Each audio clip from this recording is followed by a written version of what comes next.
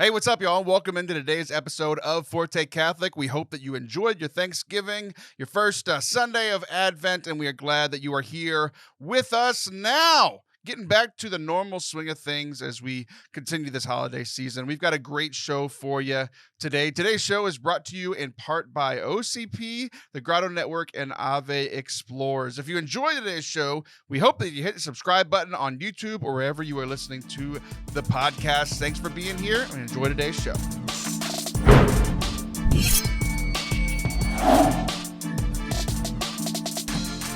What's up?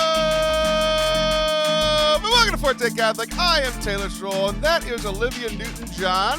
Happy Thanksgiving, Olivia.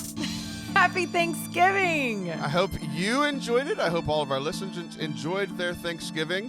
Happy Advent. Oh, that's right. Jeez, Taylor, I love that you liturgically keep me strong. Yeah. Happy Lent. Are you ready for Lent? What are you giving up for Lent? Man, that's depressing. What are you going to do to celebrate Christ the King next year? Yeah. Oh, yeah, exactly. That's awesome. No, hey, listen, we survived Thanksgiving. We survived the food, which to you is Tuesday. We just survived the family.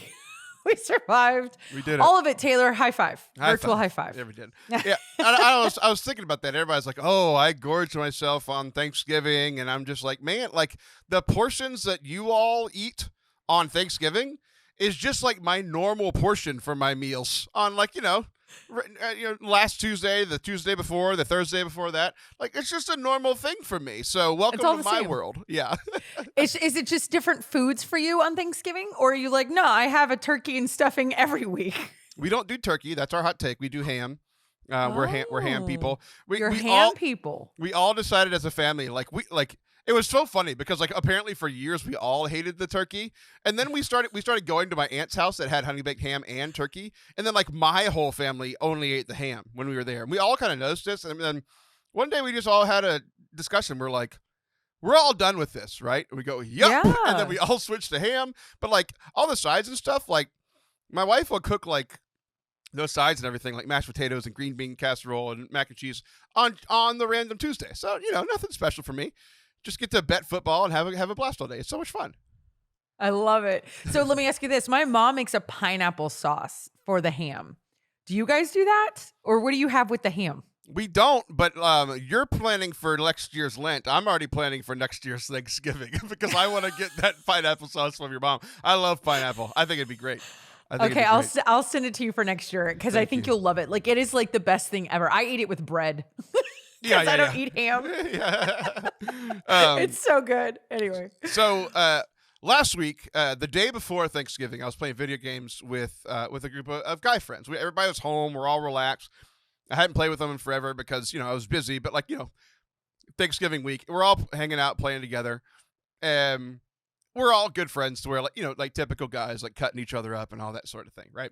So one guy asks, it's oh, who's going the furthest for Thanksgiving? Who's traveling the furthest for Thanksgiving? And immediately the first answer was, oh, I'm going across the street. Because his parents or whatever live across the street. And immediately the guy who asked the question goes, shut up, Doug. Just shut up. You're clearly not answering the question. So then we all laugh at that, right? Yeah. And then somebody else is like, oh, I'm staying home. I'm like, well, I'm staying home. And the guy who asked the question is like, shut up. If you're clearly not the person who's the longest, don't say anything. And then everyone's quiet for a while. There's 8 people on this call. I'm staying home. I'm staying home. I'm staying home. We realize that Doug, who got shut up immediately for saying he's going across the street, was the person traveling the furthest. Wait, and his real name is Doug? His real name is Doug. Shout out to Doug. Stop. Doug doesn't listen to this. Doug doesn't listen to the show, but 2 of the people on this call do listen to the show, and they're going to share this with Doug, and I'm very happy about that fact. That is hilarious. That is really funny. That's cool. No. Well, happy past Thanksgiving, Doug. Yeah, for real. It gets Hopefully better. Everybody goes on an excursion next year, but this is not. Apparently, This was not the year. No, I'm so glad. We'll talk about it in a second. But I've been traveling. I traveled the weekend before Thanksgiving. We'll say it in a second. But the Doug story gets even better. Oh no. There was one person who had been playing with us and was on Xbox Live with us who was not there when this whole thing was going on. So he comes back. His headset had died. He had to charge it, get new batteries, whatever. He comes back, and they say, David, the guy who was gone, here's the whole story. Where are you going? And I'm like, no, stop. Like, don't ruin the moment. Don't. We just had this perfect moment. We all died laughing. Don't ruin it. And then the guy who originally asked the question said, no, I need this. I need him to say somewhere further than across the street. Across the street. And so it is dead silence. And David, the person who was not there, says, I'm staying home. We erupted again. It was the greatest moment in human history. I mean, Christmas and Easter, sure, but this was up there. This really was up there. It was so much fun. That's fantastic. And it wasn't the first year of the pandemic. So, I mean, at least last year, that was everybody's answer. Right. So the fact that this year you could travel and you're not, and you guys didn't travel, that's really cool. Right. So I love it. That's awesome. Fun. Did y'all stay home? We stayed home. Yeah. Well, I mean, we went to my brother's house, but yeah, I mean, that's here in town. Across the street. So across the street. You went 3 doors down. You traveled the furthest. But yeah, exactly. But you know what? We never traveled for Thanksgiving. We've traveled for Thanksgiving when I was little, like maybe twice. One time we went to New York because my dad's family is all from the Northeast. He's from New Jersey. And I have family in New York and New Jersey. And so we were there and we were going to go to the Thanksgiving Day parade, which is still a dream of mine. Why is it still a dream, you ask? Because a blizzard came through. So the one time I was in New York City for the Macy's Thanksgiving Day parade, flipping snow. So we didn't get to go. And then I remember going to like my grandmother's once, but like we always were the family that stayed home for Thanksgiving. But my husband, Nathan, they traveled every year for Thanksgiving. So he doesn't want to go anywhere. He's happy. He's like, yep, we're staying. My brother is as far as we go. That's funny. So I like how you tried to travel once and it went so poorly that you were like, we're never doing this again. I'm so depressed. One day, I will be in my favorite city in the world for Thanksgiving and be at the parade one day. But that's not this year. It did not happen. So I'm, I've heard you talk about this before, the whole Macy's Day Parade. I think it was probably on one of your 18 podcasts that you do or whatever. I heard you talk about it, and I don't think I've told you this part of the story yet. Because like when I come on your show, like I'm just kind of the sidekick, so I don't get to say everything that I want. But here I can say whatever I want and make you feel however I want you to feel. So you have talked before about your big dream of going to the Macy's Day Parade. Mm-hmm. I think I forgot the part that like you actually tried to go once. Like that actually kind of makes it sad. So I'm not going to be too mean. It is sad. But I too, Olivia, this is something that we have in common. I too have missed the Thanksgiving Day Parade in New York City. So no way. I think I've told you the story before, and I know I've told it on the show. Well, I'll forget. I sang in Carnegie Hall my junior year in college. Got to sing a solo. I used to be good at stuff. I just like reminding people of these sorts of things. So while we were in New York City, like the day that we flew in, it was around this time. It was actually on Thanksgiving Day that we flew in. So like we weren't with our families that year. Well, like I got to see my dad and my sister because they came up to New York. But like we had Thanksgiving like as a choir. Like it was actually really, really cool. Yeah. Wow, that is really cool. Yeah, there's like 80 something of us. Completely bought out this Italian restaurant. We had Italian Thanksgiving. It was great. That's so fun. So we flew in. And like we left at like 4 a.m. It's freezing cold. We get to all these Texans getting into New Jersey and driving over to New York City, and big city from this little country boy, all this kind of stuff, right? Well, we were delayed just enough to where because our hotel was right off of Grand Central Station. Like it's the hotel was in Grand Central Station, in the same I've stayed there. building, and the parade went right by there to where some of our rooms had windows facing where the parade was going. Yeah, we were on the route to where like we had even planned it, like where we knew that like obviously like we took up like a hallway, so half of the rooms were on the road. So we were like, we're gonna get there. We're all tired, but we're not gonna sleep. Like we're not gonna take a nap when we get there. We're gonna watch the Thanksgiving Day Parade. We were delayed. Don't do this to my heart. We were delayed. We didn't get there. We didn't get there in time. We were on the route. I was supposed to be like, we were on like the 12th floor. I was going to be like eye level with, Pinocchio, and it didn't work out.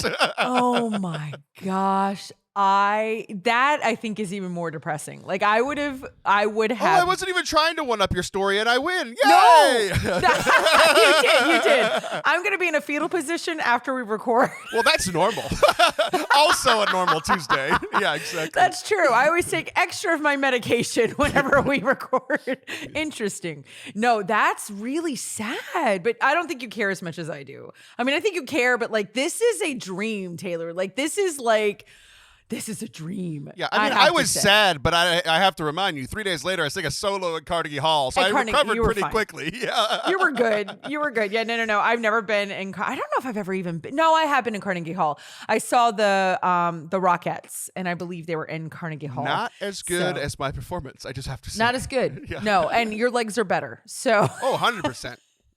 I'll do some kicks off camera. Off camera for sure. Oh, jeez. So Merry Christmas, everyone. Yeah, exactly. Happy Lent. Yeah, this is your penance. This is what I'm giving up for I'm giving up your legs for Lent. Whoa, careful. Okay, so this is a weird transition, but my sister got married the weekend before Thanksgiving. So she did. She did. Oh wait, she did.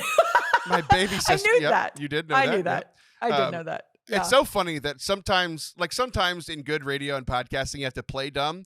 You do it so naturally. That's what Nathan says. I have this new morning show and I'm constantly forgetting things. And so the audience has to chime in. And Nathan goes, "You're really good at getting the audience to participate." And it's natural.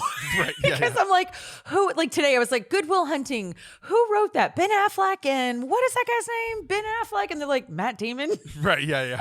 The man you had a crush on for 10 years. No big deal. Yeah, exactly. I named my kid Damon. No, I'm kidding. But like, seriously. So yeah, I'm sorry. But yes, I do remember your sister got married and it was before Thanksgiving. I'm with you now. Sure. Continue. Okay. Well, now we have to address what you just said because yesterday there are two producers for your show. There's me and then your other producer, and we were talking yesterday, and I had something got spelled wrong in the captions for one of your promo videos, and she was like, "Can you fix it?" And I'm like, "Ultimately, yes, I fixed it, but just like you were saying, the best way to get comments is to actually spell stuff wrong."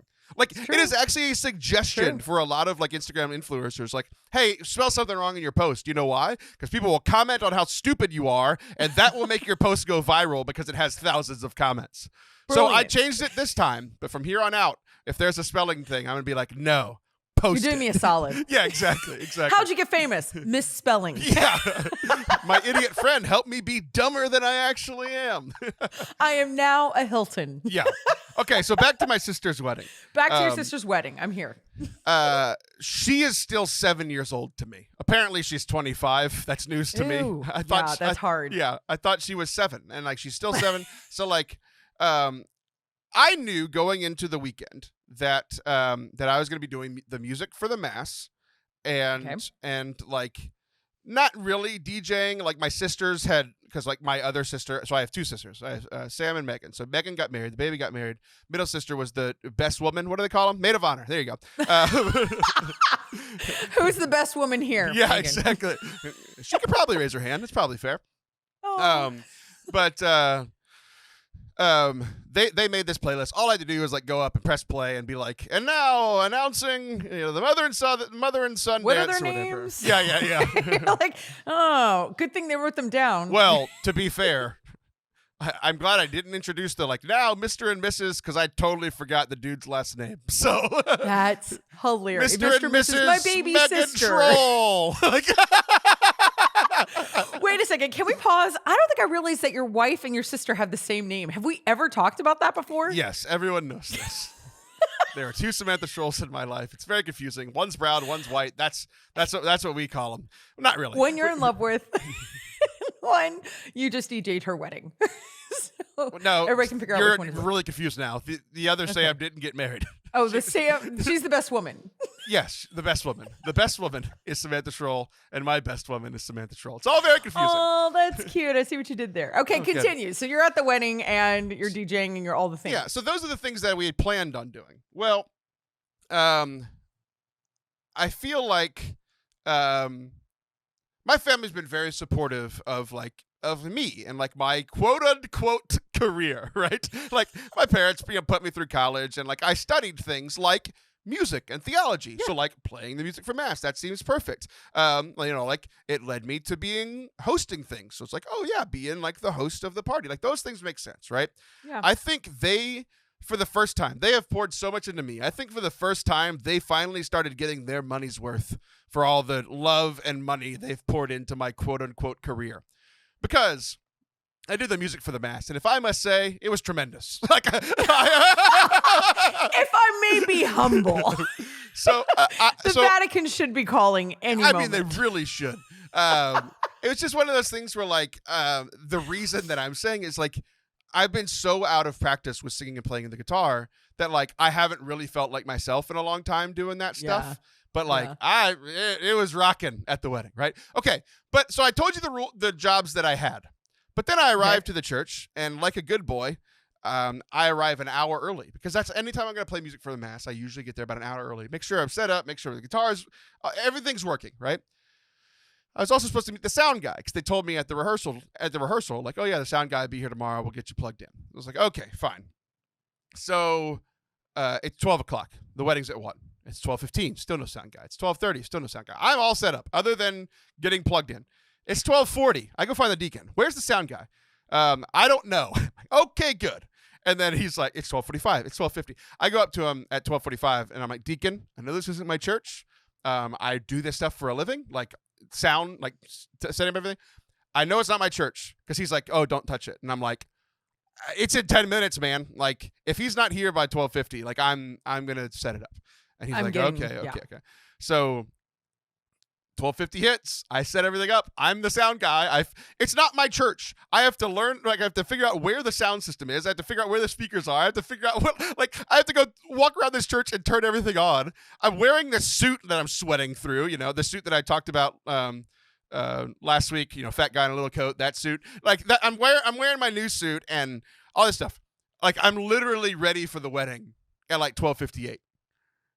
And then, you know, the wedding starts. Everything's great, right? And then we go take pictures. You know, everybody's taking pictures. During the pictures, my you know, like the parents of the bride are usually the people that like sponsor the party, right? Like that's how that happens, right? Mm-hmm. So they had, you know, catered the food and all this stuff. And there was supposed to be a cocktail hour. And so they rented like one of those double where it was like frozen margaritas on one side and frozen daiquiris on the other. Yeah. Well, the best man, the actual best man, calls my dad during pictures, and he's like, "We just went over there, and like the margarita mix is everywhere. It's all over the floor. It's all over the table. It's everywhere. It had broke. The machine that they had rented had broken, so there was like not gonna be any alcohol. I mean, there was a keg, but there was not gonna like the whole machine was broken. So and then like the cocktail hour is in an hour. Like there's no way they're gonna come and fix it. So I go. And it's not gonna get frozen. It's not gonna like be ready. Right. Oh so. my gosh. I look at my dad and I'm like, do you want me to go to the liquor store? And he's like, I'm not sure. And I'm like, I'm going to the liquor store. So I went to the liquor store, bought $350 worth of liquor, brought it to the party, got there, set up the table. I became the bartender, which is something. Are you serious? They didn't pay for me to go to college, but let's just say college helped, you know? So they're getting the whole experience. They're getting the whole Taylor experience. I sang already. The music's playing on my computer. I'm the host of the thing. I'm the bartender. I'm making all the drinks. I'm making people margaritas. I'm making Jack and Coke. I'm making, Jameson on the rocks. I'm making all of these drinks, right? And then like emceeing throughout the evening. I tell you what, I was exhausted by the end of the night. You worked. Yeah. You worked. You get to go on the honeymoon without the sister. Yeah. Well, wait a second. I got to ask a question. Did the sound guy ever show up? Did we find out what happened? He did show up at about 12:55, and he's like, "Oh, everything's good," and I'm like, "Yep."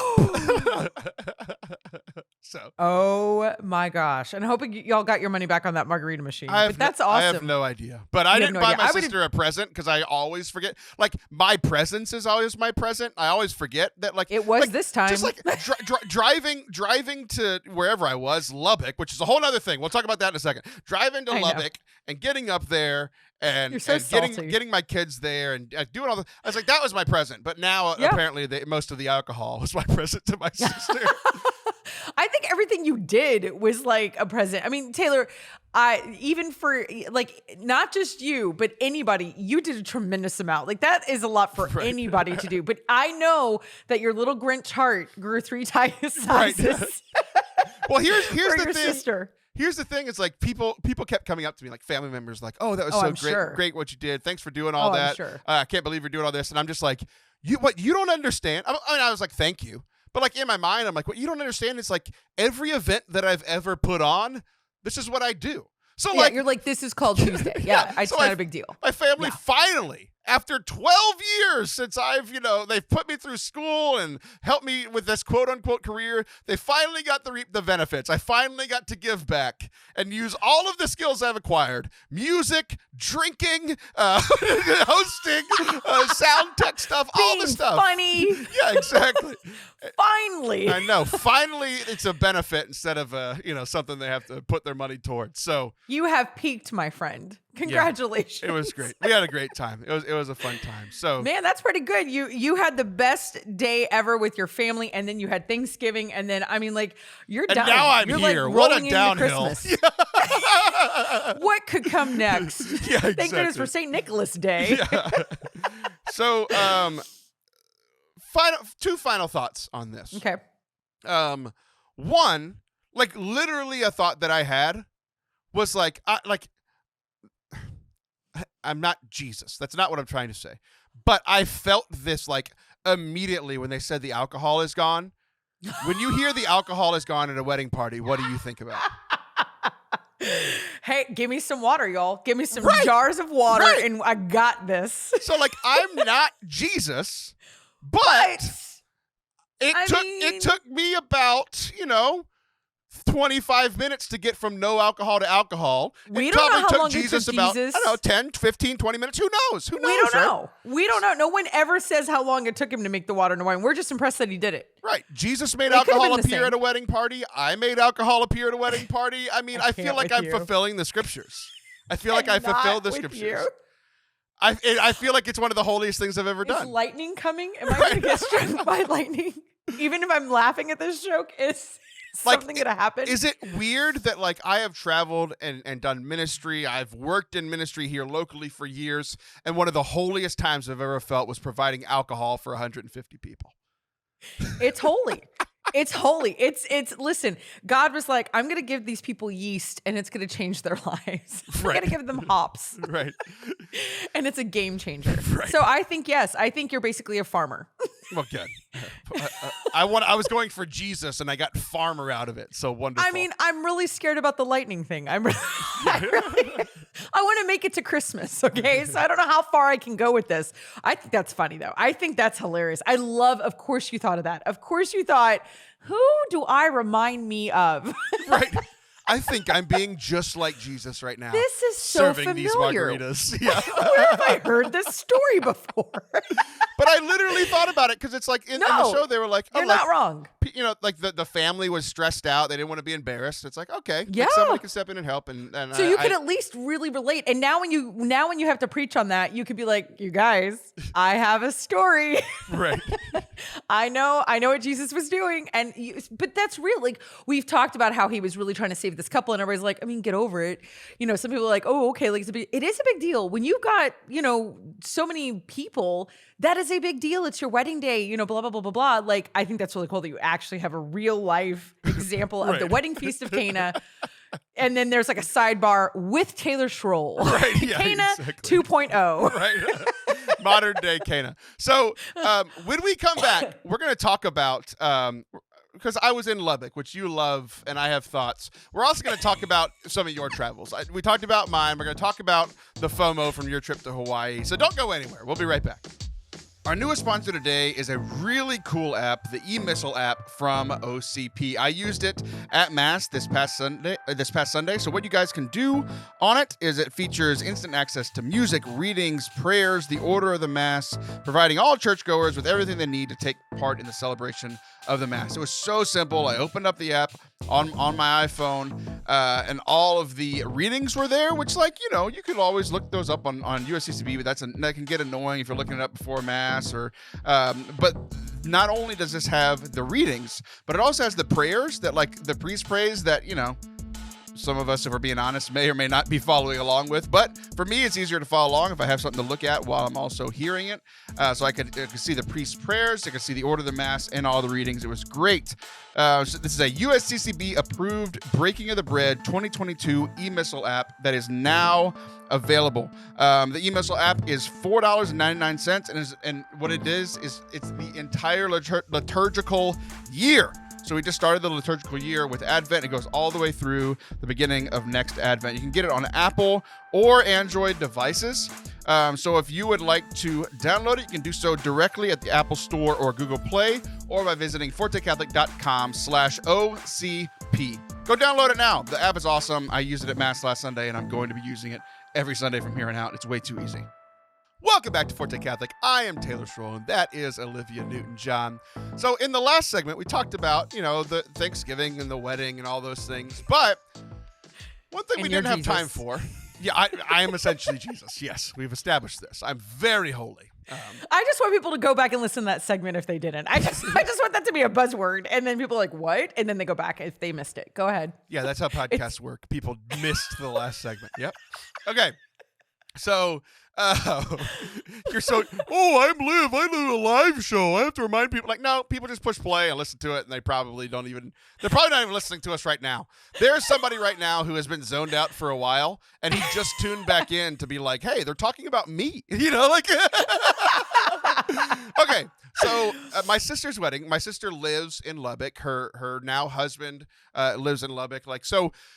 That's where the wedding was, and you have proclaimed the glories of Lubbock for years because that's where you went to college, yes? Yeah, it's true. Yeah. It's West Texas. I went to Texas Tech University, and it gets a bad rep. It's like the redheaded stepchild of Texas, and especially that university is. Like, you've got UT, A&M, and you've got coming up third is Texas Tech, and it's like... Oh, I don't think it's third, but that's a whole other thing. We were all in the same conference together at one point, and so we were always the left, like the little brother that's like, "Hey, I'll take Baylor. I'll take TCU." We're not the same as Baylor and TCU. We're way bigger than them. You're the worst. So poor little West Texas. All anybody knows about it is Buddy Holly.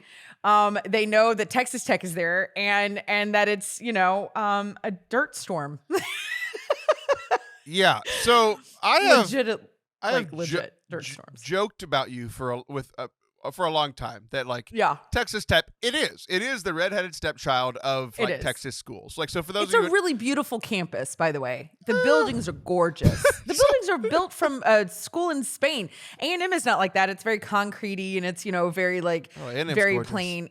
And A&M oh my gosh, University of Texas is very urban, but Texas Tech is beautiful, and there's a whole thing about the architecture there. So it really is this beautiful campus. If it were any place else, I think it would get some love, but the buildings are beautiful. I'm talking about the buildings. Okay, go ahead. Yeah, that's what you want in a school, not good graduates or high degrees. You want our buildings are good. The people inside are stupid, but the buildings look pretty. Okay. Taylor Schroll. Yes. I graduated from there, and exactly. Look at me now. So I'm on Forte Catholic, you guys. Right, yeah. Look how hot, and look at the cliffs that you've climbed. You clawed your way onto the Forte Catholic podcast. So successful. Can barely walk through the mall. So I have to tell you my story. This is my okay. I'm listening. I've made fun of you for years about this city and about the school, just because that's what you do in Texas. But I didn't have any personal experience. I now have personal experience, and I feel even stronger than I did before. So my first evening in Lubbock. First of all, we drive to Lubbock. The drive from College Station, Texas to Lubbock, Texas is the most boring, dry, dead drive that I have ever taken in my entire life. My son, who has never gotten sick in the car, looked outside and was like, this is so gross that I'm car sick, and threw up in the car. Never been car sick before once. But going to Lubbock. Need to go. You need to keep going. Lubbock is the best. Wait till you keep going. But Oh, go no. ahead. It's not an terrible. exciting drive, but it's not the worst drive. But go ahead. Yes, it's West Texas. You Keep said going. go ahead twice and then kept talking. So we get there. We're exhausted. We have to go right to the rehearsal. We go to the rehearsal. Okay, everything's fine. Then we go to the rehearsal dinner. And there's this restaurant. It's a good restaurant. I really enjoyed it. Then we are leaving the restaurant, Olivia. I've been in Lubbock for maybe 5 hours. Probably 4 or 5 hours. I'm leaving. It's like 9 o'clock at night. I pull out of the parking lot in the minivan. You know, this is the family car that we're all traveling in together. In the middle of a 6-lane road, there is a man so drunk that he's staggering. I don't see him until he staggers within about 3 feet from the front of my van. He's in the second lane of a 6-lane like major road. I almost committed like involuntary manslaughter that was his fault within 4 hours of being in Lubbock because that man couldn't stand being here. That he was just like, I'm gonna get drunk and walk out in the middle of traffic. I almost killed someone in Lubbock. It was probably a college kid. He was not. Taylor. This person was between my age and yours. He could have been in college. He could be a grad student. He could be at the medical school there, and he's having a hard day. Yes, yeah. This seems like a med student. Something they would do. Yep. There's a law school there. Could have been a lawyer. Listen. Maybe, okay. yeah. Maybe the med school at Texas Tech graduates these types of people. Taylor, your town sucks. Everybody has drunk people in their towns. That is not unique to Lubbock. It was so bad. I drove around this part of town. The town's gross.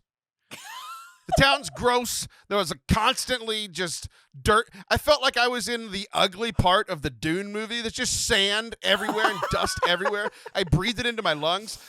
Yes, it's still in my nose. It has been a week. I believe that. It's yes, so gross. You'll find it in your ear. Like you'll find it like in that weird part of your ear. Like you'll be like, what is that? And then you're like, oh yeah. It'll rain mud Lubbock. Actually because the dirt and the dust gets up into the sky. So the plagues from Egypt are still happening in Lubbock, Texas. In Lubbock, Texas. No, what I love about Lubbock is I do love the architecture and I love the food. Now, they have one of the best culinary schools there. So any major, like a lot of major restaurants that become big in Dallas got their start in Lubbock, Texas. So they got out as fast as they could. Anytime something gets successful, it leaves Lubbock. That's fine. That Buddy Holly left, sure. And so, but if it can make it in Lubbock, there's more restaurants per square capita. Now you got to remember, I was morbidly obese when I lived there. More restaurants per square capita. Of course, I love this place. Like I was like, this is the best place ever.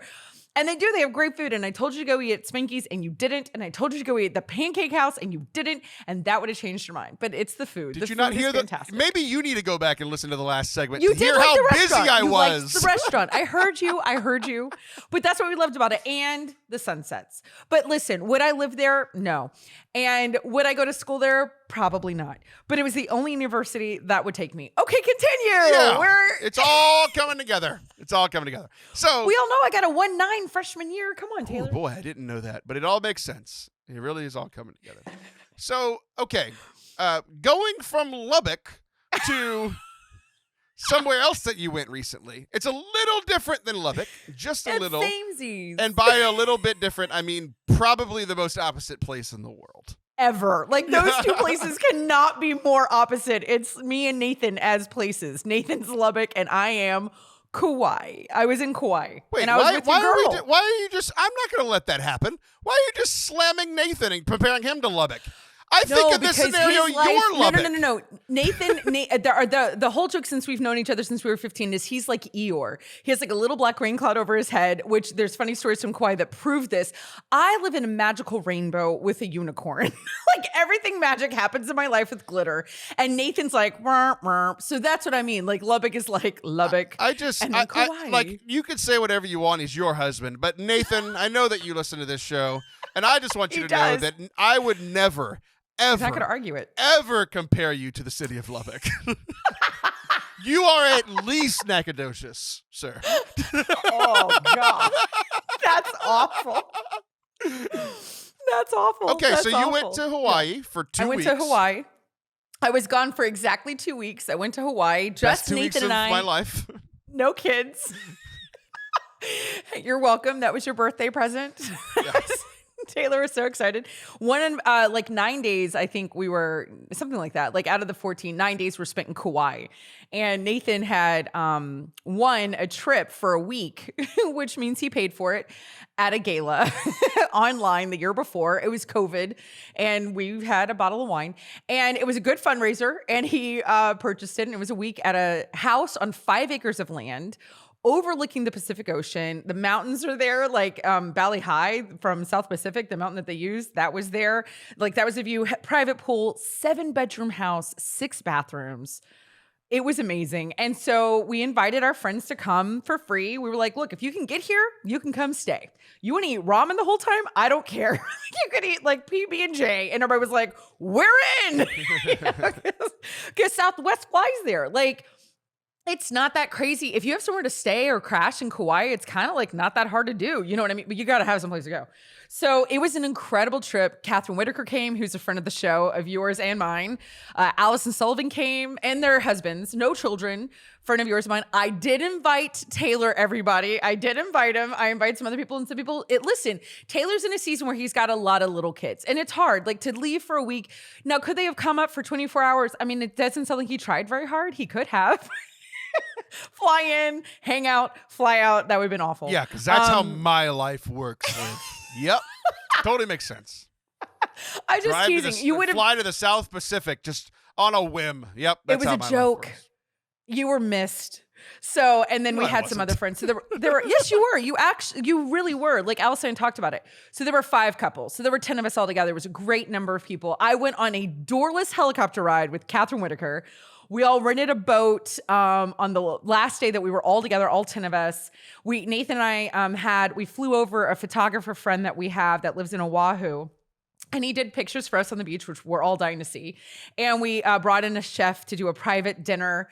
So it was all out and fun, and it was amazing. And they all went hiking without me.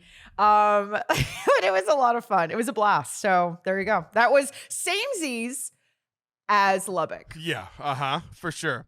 So,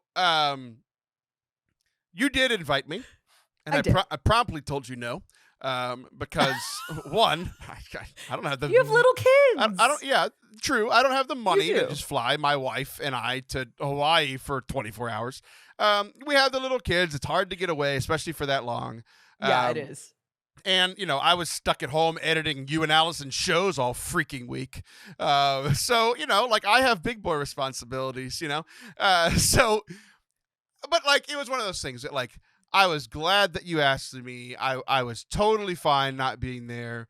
I saw a pic, you and I, we at one point I FaceTimed you and Nathan. We are driving some convertible on an island of Hawaii. You were like, oh, this is the ugly part. I'm like, shut up. There's something clinically wrong with you. If you think that you think Lubbock is good and part of Hawaii is ugly.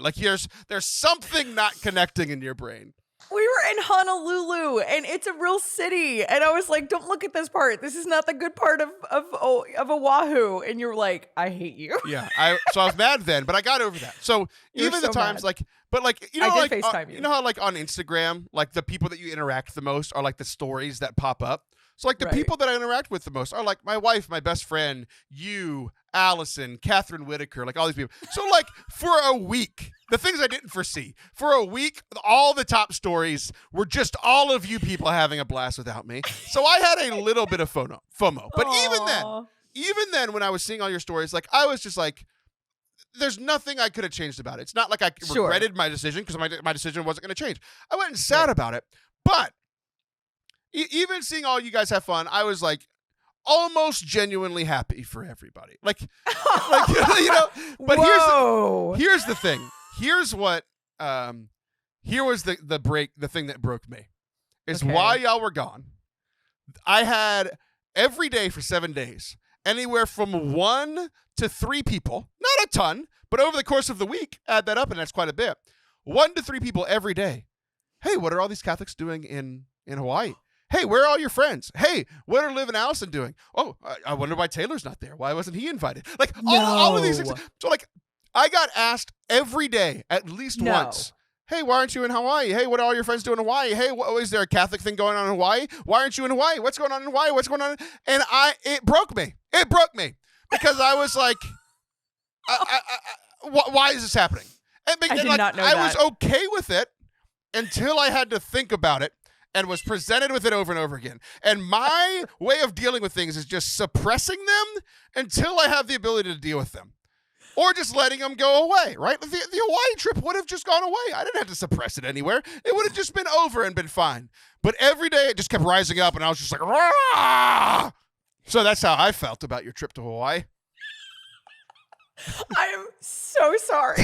I love that I've seen you since Hawaii and you did not tell me that at all. Like I had no idea anybody cared. Prep. I didn't know anybody saw it. Gotta have it here. It all the good stuff happens here. All the boring stuff is whatever. I save the boring stuff for friendship. I use the good stuff here. Yeah. Well, here's the thing. I want you to hear this. This is not the last time we're going to Kauai. Nathan and I are actually in prayer about something pretty big with Kauai, which I shared with you. So you will always be invited. I want everyone to hear that. Taylor will. Kauai will never once be involved in my prayer. Just not something that'll pop up, I promise. But I'm saying I'm not asking you to pray. Nathan and I are in prayer, not you. But you will always be invited. And so we will go back and you will be invited. So start saving now. Yes, there you go. Yes, ma'am. So you can come. But yeah, I've got old kids. I've got an 18-year-old and an 11-year-old, Taylor. One doesn't even live here. I got one kid. It's in 6th grade. Like, that's easy to piece out for 2 weeks. Did you just say it's in 6th grade? You just said it's in 6th grade. So I stayed here with my kids because I love them. You left it at home and went to Hawaii for 2 weeks. She has been to Hawaii, okay? Like, she's fine. And I had something sent to her every day. I had food mailed in every day from a different state. I even had pineapples mailed in from Maui. You know how extra I am. And I wrote her a letter every day. Your mom made it into a sauce and put some ham with it. You know what? I should ask her if that was the pineapple. Right. Yeah, I should totally ask her. That's a good point. Yeah. Nice, Taylor. See, I don't have to re-listen to the last segment. I was there for it. You were Miss Taylor Schroll. I want everyone to know I did invite Taylor, and I'm really sorry people asked you about it. I didn't even think about that. I want everyone to know I was invited too. I guess people think that no one just wants to be around me because all my friends went to Hawaii without me. Sucks. I invited you. Well, I am glad you had a good time. And we did. I was really happy for y'all. Happy everybody else got to go. It's just one of those things. I had fully accepted it until I got asked about it over and over again. So there are multiple times where stuff like that happens, where I think I'm over something or I think I'm okay with something, and then something triggers. Yeah. So, what do you think about that? I'm going to have some pineapple shipped to you from Maui. Thank you. It's better than smoked salmon. Taylor hates when I ship him food because it's either hit or miss. You just ship me food that, you know how there's like tax brackets? Like if you make a certain amount of money, you're in a different tax bracket. Like, no, but go ahead. Yes, no, I do know that. Yeah, I would hope so. It's what your husband does for a living. But there's all this. I feel like smoked salmon. I feel like you have to be in a certain tax bracket to like enjoy it. Like I feel like salmon is like I just got into the tax bracket where I can enjoy sushi. Sorry, sushi.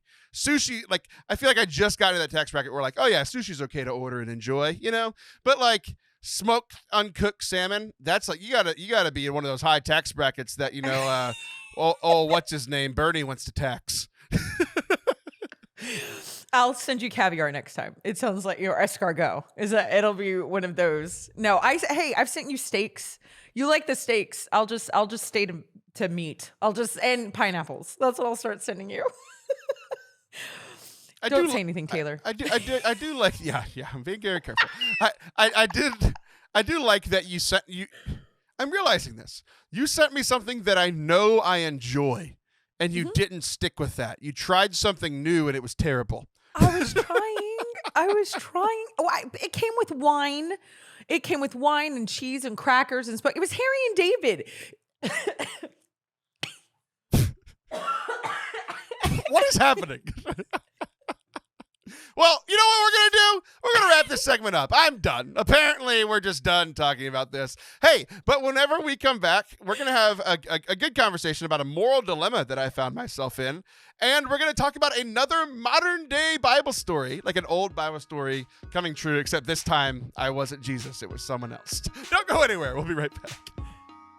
You just fell apart. That was great. I was trying to hold on. I'm going to go get water. Our friends over at the Grotto Network are crushing it. I've been talking about them on the episodes for the last few months. Grotto Network on Instagram. It's awesome. It makes me so proud that they are a sponsor of this show. Every time I see one of their posts, they are just doing some really cool, like on the cusp, what is it called? The green growing edge. Like they're just meeting people where they are on Instagram, and is one of the best pre-evangelization tools I've seen in a very long time. So Grotto Network is a platform that shares stories to inspire our generation of Catholics, whether you're falling away or a daily mass goer. So they have stuff for literally everybody. Some of my favorite posts are the ones from people who are Catholic but kind of struggling with it, which, you know, I've shared about on this show quite a bit at times. And we all have those times where faith or hope or love can be difficult. And they're acknowledging that, you know, those things can be difficult, but letting people have a voice and find a community where we can all grow together. That's what this whole Catholicism thing is all about. So if you want to check it out, you can do so. It's at Grotto, Grotto Network, Grotto Network on Instagram, and share it with somebody. Like, this is a really good pre-evangelization tool. So like people who may or may not like the church or who maybe have left the church, it's a really easy way, something that kind of get a foot in the door for Catholicism. So go follow them today at Grotto Network on Instagram.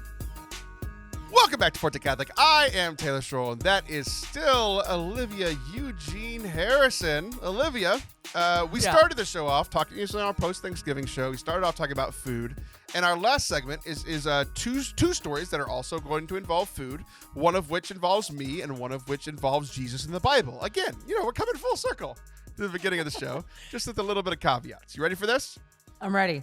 Okay, here's my moral dilemma. This is from a while ago. So a few episodes ago, I mentioned that that I spent the weekend alone with my kids. Like my wife was in San Antonio, so I was alone with the kids, and we ate out every meal, which like isn't a surprise to you, but like to everyone else, you know, that's weird, you know. But we went to IHOP, and here's the moral dilemma that I had. We tried to go to my favorite breakfast place in town, but it was Saturday morning. And I didn't realize this, that like on game day, even like the breakfast places are crazy. I should have known that, but I've just never been really out on game day because usually I try to avoid that. But usually my wife's here to cook food, and she wasn't, so we had to go out, you know, like quote unquote had to go out. So we went to the favorite place. There was a line like 80 people out the door. So we went to IHOP instead, and there was a good line, maybe 30-minute wait. But I was like, okay, we'll just wait here. So there's a bunch of people before me, and like when you're waiting for a restaurant, you kind of see, like obviously they have the list and they'll call who's in line, but you can definitely see like who's in line ahead of you, right?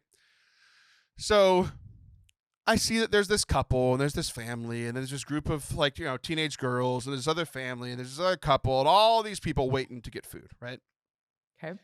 And I sit down. They say it's going to be about 30 minutes. About 10 minutes in, they say, "Table for Taylor?" So I get up, right? Like, that's my name. That's who the table name was over. I have Taylor and my 3 kids. And I walk up with Taylor and my 3 kids. And they say, "Taylor, table for 3?" I said, "No, it's 4." And they said, "Oh, okay." And they take us to the table. As I'm walking to the table, I realize there's another Taylor that's sitting in that waiting room. Because they said table for 3. And we got our table before there were some people there waiting for us. A couple, a family, and a group of 3 teenage girls. That group of teenage girls got sad about 20 minutes after we did. 2 tables away from us. I'm pretty sure one of them's name was Taylor. Because you and teenage girls have the same name. Yeah, exactly. We're the same. Samesies. Oh my gosh. So the moral dilemma is, what should you have done? The moral dilemma is the moment that I realized that I'm getting someone else's table. Yeah. Should I have said something? Or do I just go sit down? Because technically I didn't do anything wrong. They called True. my name. I got up. They brought me to the table. That's how restaurants work. That is true. And do we know that one of the teenage girls was named Taylor? Or do we have confirmation on that? I think it's pretty obvious that we got sat before some of the other people. You're assuming. I mean, You're the making other an assumption. option is that I'm so famous that I got sat before these other people. Or they wrote down the number of your party wrong. So there's also that third option. Sure. Or they Listen. could just, they could like kids more than they like teenagers. My kids They are really could. cute, you know? You do have cute kids. The teens are fine. Teenage girls just want to hang out and talk. Like if it was like old people, like I say it goes on a case by case, thing. I think you're fine. Teenage girls, they're fine. They can hang out. They don't have little kids. You're a single dad for the weekend with 3 little kids. They need to eat. Kids should not wait 30 minutes for anything. I think you did the right thing. I think I did the right thing too. I'm glad we agreed I on really this. do. The teens are fine. They're teenagers. They could go to Sonic. They're fine. I You did the right looked thing. at them a few times throughout our meal, and they were having a grand old time. I don't even think they realized it, to be honest. They did. So, They're fine. so You did good. my kids got their happy pancakes. I was happy because I got to eat. I think the whole thing worked out splendidly for me. And Fantastic. no one You were blessed. yeah, because it's one of those things. Technically, I did nothing wrong. You didn't. The whole No, process it was is go up to the hostess, say your name, sit down. They call your name. You get up. You go to your table. That's what I did. there was no maliciousness, and you didn't have bad intentions behind it. I think you're clear. I think you're totally fine. It's not- I don't even it's- think it was a venial sin. It's not my fault. IHOP No. should have a better system. Like maybe those little buzzers. If they had the buzzers, this wouldn't have happened. It's not on me. Or Taylor S and Taylor M. You know what I mean? Like there's Taylor. Well, both you Taylor Swifts are both Taylor. Taylor We S. sure are. If it had been Taylor Swift, you would have known, but she wasn't there, so you didn't know. And if Taylor Swift was there, I'm obviously more famous, and I would have been sat first. So, Obvi. okay. Another modern day Bible story. This with a story that involves Jesus, but this one doesn't involve me. Other than the fact that I was listening to this podcast that I have talked about before. I talked about it on the podcast, but I haven't talked about it with you. I actually think, I know you're not good at like listening to podcasts or watching TV. You just, host 87 shows. You don't consume shows. But I know there's one that I think you would like. It's called The Happiness Lab. Have I talked to you about this at all? No, but it sounds like it would be a podcast I would have. Oh, it's great. It's called The Happiness Lab with Dr. Lori Santos. She is a professor of psychology, I believe at Harvard. It could be Yale, but I think it's Harvard. It's one of those, schools that neither of us got in because you went to Not Tech. Texas yeah, Tech. So, She's not in Lubbock. so Got it's like it. the neuroscience of happiness. And like the reason that's I've talked cool. about it on the show is like a lot of times these things connect to like she's even done series on like teachings of the ancients and how teachings of old philosophers and religions and all these things actually connect. The science matches up with like teachings of religion and philosophers and these sorts of things. So I was listening to it the other day, and there was this story. There's this kid. I'm just gonna I kind of wrote it down. I'm gonna read it to you. So a man collapsed on a flight. And he went into diabetic shock, and they realized pretty quickly that it was due to low blood sugar. Okay, they land, and the airport is like it's either really late or really early. They didn't say, but like everything's closed. It's barren. There's nobody there. Nothing's open, so they can't like get anything. Right? 2 doctors rush in. There's 2 doctors on the flight or in the airport, and they rush in, and those are the people who say like he's going into shock because of a lack of or low blood sugar. But they can't do anything because nobody has anything with sugar in it. They just got off this long flight, this cross-country flight. So there's this little kid, though. A small voice comes up behind him and says, it's a 9-year-old kid who's on his first ever flight by himself, cross-country. And his grandma, who dropped him off, gave him a Lunchable so that he could feel some sort of, safety and have something to eat on his first flight by himself. And this little voice pipes up and says, I think I have a Snickers in my Lunchable, right? It's the first time he had ever been alone. He saw that everybody else was helping out. He saw that the doctors were helping out, and he also heard that there was an issue, right? And went and gave gave the Snickers, and the guy lived, right? So this 9-year-old kid who was in what could have been a very stressful situation, his first flight, somebody's going into shock, the adults are freaking out, right? And all he says was, he hears they need sugar, he has a Snickers, and he offers it. What do you think? Oh my gosh, that's the cutest thing I've ever heard in my It's so life. sweet. I'm dying. I'm trying not to just completely cry. And I am diabetic. So that story hits me on a lot of points, actually, to be really honest with you, because I haven't gone into diabetic shock, but I've been in a state where my husband has had to get icing out of like the refrigerator and start rubbing it on my gums, like in my mouth, because I was like I was gone, like I was like going into shock. Yeah. So, geez, Louise, I'm sitting here thinking like that's insane. Also, I can't believe it. You know what? They probably don't know. Milk is actually really good. Not that you're asking, but milk is really good for diabetics when they need something to drink, because milk has sugar and protein. So you want to have something with sugar and protein to stabilize the sugar. Yeah, that's the lesson I was going for out of this story. Thanks for that. What I love about this story is that this kid was so calm, and like I don't know if this is what you're asking, or you're not really asking anything, but the adults, we're so in our heads about so much. You know what I mean? We get in the way. Like we've gone through so much, we've seen so much. You and I talk all the time about the tapes we have in our head or whatever is filling our brains, and it's like whatever. You tell me compliments all the time, I'm like, shut up, Taylor. And like one person tells me one thing and I'm like, this is what I believe. Right. This Yep. one horrible Drives me comment. crazy. Yeah. I'm gonna put it on a poster on my wall. Taylor's like, oh my gosh. But here's this kid that isn't jaded, who hasn't gone through all the things we've gone through, and is like, guys, I've got a Snickers. Like, I'm here. Like, I think that's super cool. Please tell me this is a true story. It is. It is a true story. Oh, good. So what Okay, story does okay. that remind you of in the gospel? What story does that remind? Oh, the little kid. Well, it kind of reminds me of like the old lady with the talents, with Nope. like Nope. Try again. You had it right the first time. mites. The little kid. Yes. What little kid is in the story? I'm thinking of the drummer boy, but I'm like, that's There's a little kid who gave Jesus? food, and it saved the day. which story? Little kid gave food, and it Oh, saved the at day. the feeding of the 5,000 Yay! loaves and fishes. I literally was thinking, wait, is the drummer boy a real story? Okay, my turn, because you obviously can't think or comprehend words. So the little boy in the story of the feeding of the 5,000, right? Yes. The little boy. What are all the adults doing? The adults are coming up to Jesus saying, "Hey, there's no food. Do we send them away? what do Do we we do?" go do something practical? Like, there's nothing here. It's barren. It was like the airport. There's nothing they can do. We know what the problem is, but we can't solve it, right?" Yeah. And there's this little kid who pipes up and says, "Oh, I have a Snickers. Oh, I have some bread and some fish."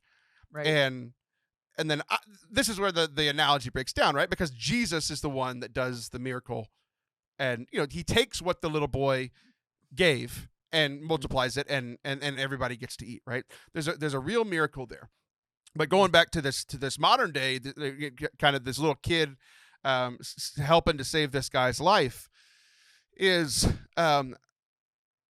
the whole point of this episode of the Happiness Lab with Dr. Lori Santos. I highly recommend it. I love the podcast. It's been really good, especially during the last 2 years, like it right before quarantine, during quarantine, and then even now. Is the whole episode was about that people help when they see other people helping. They don't help when they don't see other people helping. So there was this tragic story of like a woman who was being attacked, and in New York City, people saw it. Nobody reported it because they just assumed, oh, somebody else will report it, or that's not my business, or somebody else probably is already taking care of it, right? But it's in similar situations, when one person goes out and says, "Hey, is everything okay?" Then a group starts to come, right? People start grouping up because they're like, they see that one person going to help, and they want to go back up that one person and the person that's in the weird situation, all this kind of stuff, right?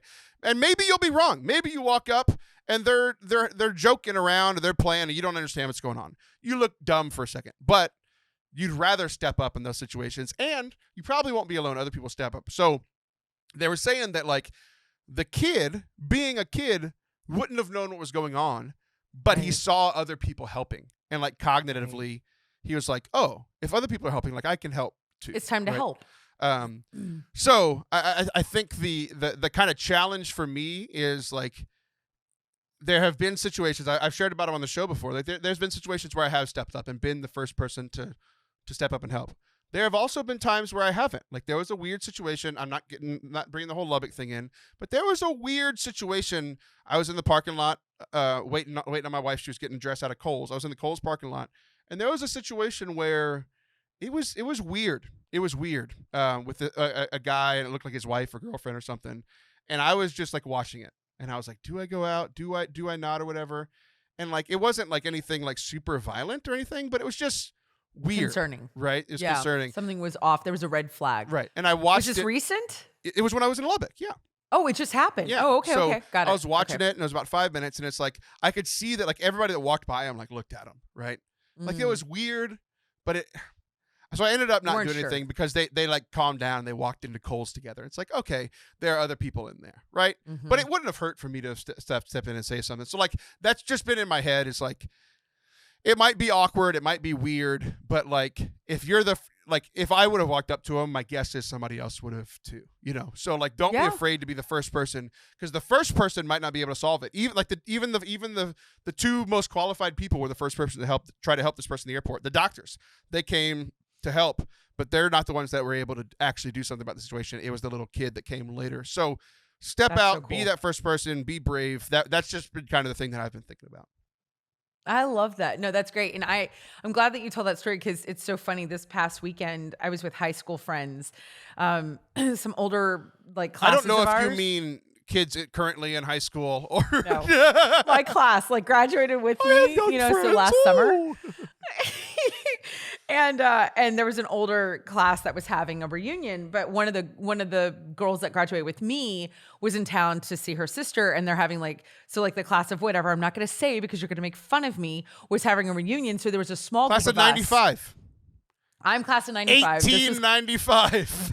Stop it. Class of 92 was having a reunion. And the place they were having literally is 5 minutes from my house. Like if you were to type it in right now, it would say 5 minutes. And so the class of 95 people that were going called me. They were like, get up here, come hang out with us, and I haven't seen them. And I actually got throughout the night. It's a long story, and I'm not going to tell the whole story. I'll tell you later.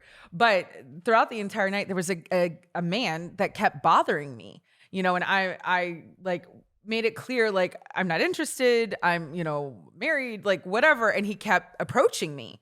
And he continued to get more and more inebriated as the evening went on. And he was not with our group. He was with another group. And so I told my friends, I was like, I think this guy is I don't know. I think he's hitting on me. I'm not really sure. So it got more and more apparent. And then finally something happened and was not okay. And I literally called for one of my guy friends who was there, that I graduated with, and I said his name, and he not only came over, he took care of the situation, amazing. He was the head baseball player whenever we graduated in high school. Yes, head baseball player. That's what they call it. I don't know. But here's what, going to your point, the group that this man was with, one of his friends saw what was happening, and they came over and saw he was too drunk. You know what I mean? He was not appropriate with me. And they started pulling him away. So my friend didn't have to handle it right. physically. I mean, he kind of pushed him on the side, but you're right. It was kind of amazing. Once somebody saw my friend come over and start handling the situation, other people came in, and they were brave enough, and it got settled, and actually they escorted the guy out. So yeah, no, you're absolutely right. It's amazing how people will go into action if they see somebody else into action, Yeah, for sure. So don't be afraid to be the one, because people will join in. And I think that that's what people are afraid of. I'm going to be the only one here. But anyway. That's a great, it's a great ending to a not so great story. I'm glad. Yeah. I'm sorry that happened. And only one thing is for sure. You know what that one thing is? What? That bad man in that story. You know where he lives now? Where? Lubbock. And that's all we have time for today. I'm Taylor Schroll. That's Olivia Newton-John Harrison. Thank you guys for watching, listening. Make sure you hit that subscribe button if you enjoyed it. And if you didn't, what are you still doing here? I'll be back next week. See ya!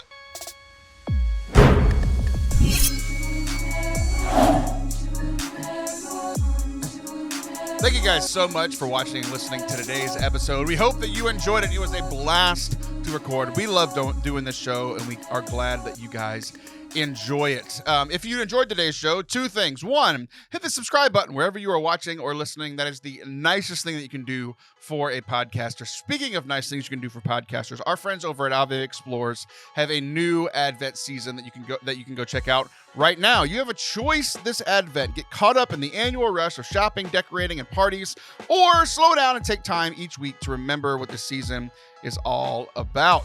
Join Ave Maria Press this December for a very special Ave Explores Advent 2021. My friend Katie Praison-McGrady has special guests with Father John Burns, who I've done a conference with, Sister Miriam James Highland, who I met in an airport while I was wearing pajamas. It was very sad for me. Sarah Swafford, who I've done a conference with, Heather Kim, just amazing people. Explore the weekly themes of Advent, watchfulness, preparation, nearness, and Emmanuel with the Adore Advent Journal by Father John Burns. Head over to the Ave Explores podcast today to listen and subscribe. Again, thank you guys for watching and listening. You guys rock, and I'll be back next week. Bye. Love you.